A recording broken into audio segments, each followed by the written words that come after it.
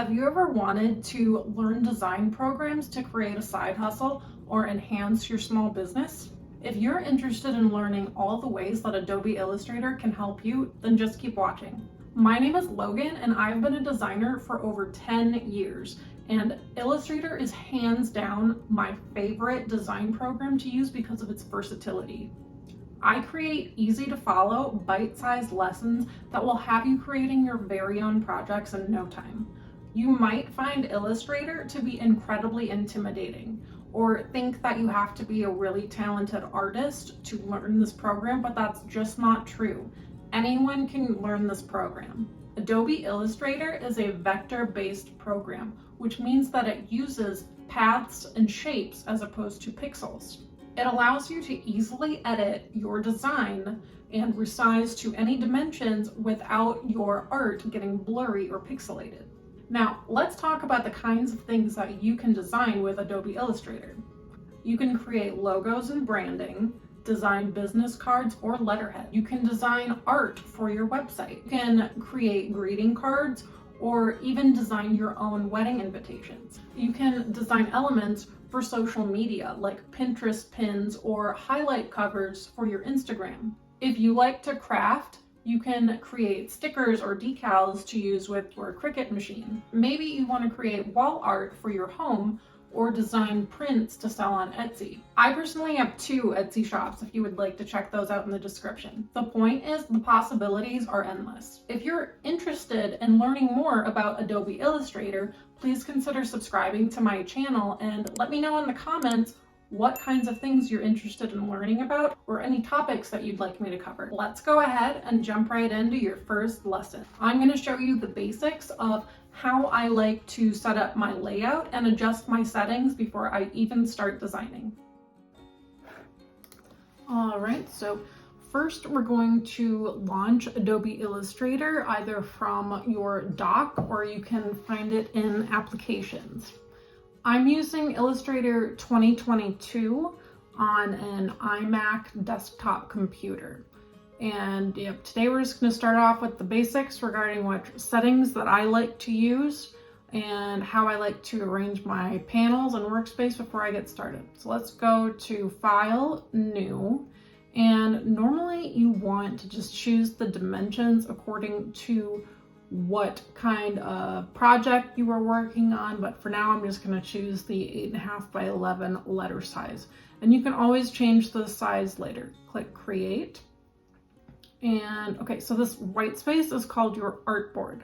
Now think of it as your canvas. The gray area that surrounds your artboard is for anything that you would like to keep off to the side that is not part of your actual design. And I like to keep images I'm referencing or different font choices I'm deciding between. It's kind of like a catch-all for inspiration, or I might leave a different version of the design I'm working on so I have it off to the side to reference later on. To the right are all the panels that I like to have open, and we'll get into what each of these do in later lessons, but these are the ones I use most frequently. And you can drag them around or close them if you feel like you have too many showing. And I'll show you how you can add and remove panels later in this session. And you can set up your workspace however you would like, but I prefer to have all my panels on the right and toolbar and swatches on the left. And we'll go over tools more in the next lesson. If you hover your mouse over one, it will tell you the keyboard shortcut associated with that tool. And you can move your toolbar around, and you're going to want to make sure that the advanced toolbar is showing because there are just many more options, and you will find that by clicking the 3 dots at the bottom and choosing advanced.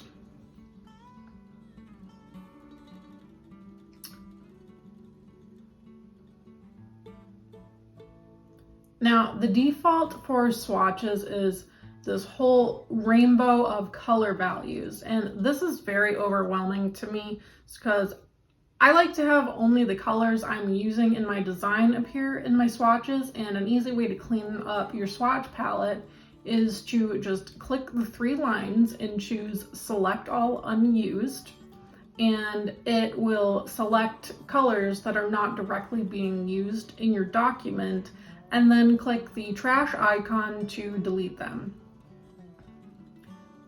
But eventually I will want to add colors to my swatches, so go back to the 3 lines and choose Open Swatch Library, Color Books, and select Pantone Solid Coated. And I choose that one because solid coated is most often used for printing. And then I just drag it over so it's next to my swatches. And if this search bar isn't showing up, then you just go to the 3 lines, click Show Find field, and let's say your small business has certain Pantone colors you use for your brand colors, then you can just type it in. So for example, 289 is a navy and 186 is a red, and they just add right to your swatches. I also like the small list view, and you can choose that by going up to the 3 lines again. Next, I want you to go to Illustrator and Preferences and General, and make sure that Scale Corners and Scale Strokes and Effects is checked. Because when you resize art, it essentially ensures that the weight and proportions stay the same.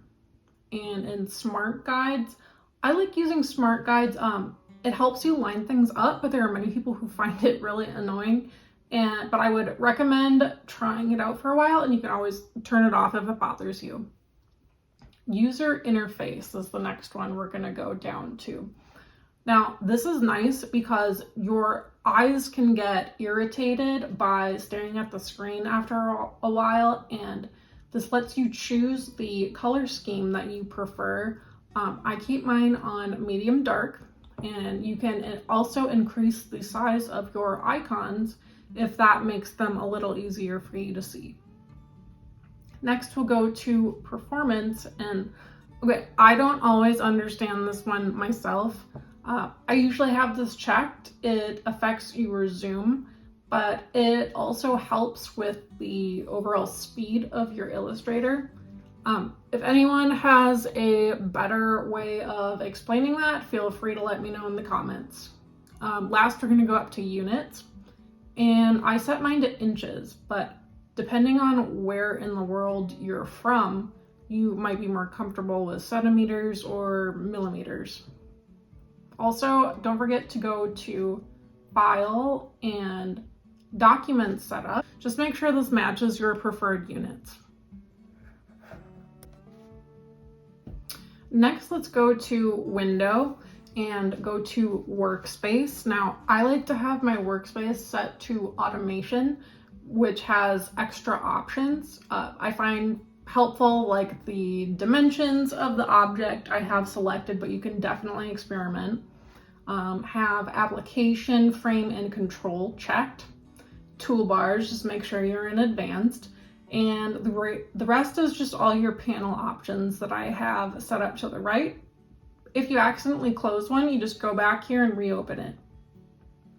Next, let's go to View, and I just want to bring your attention to this. It should say Hide Edges, and that means that the edges of the object that you have selected are currently being shown. So if you don't have the edges showing, it's hard to tell what object you have selected.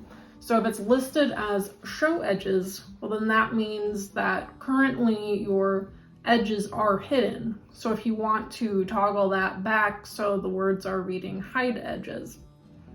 And here is where you can toggle your Smart Guides on and off.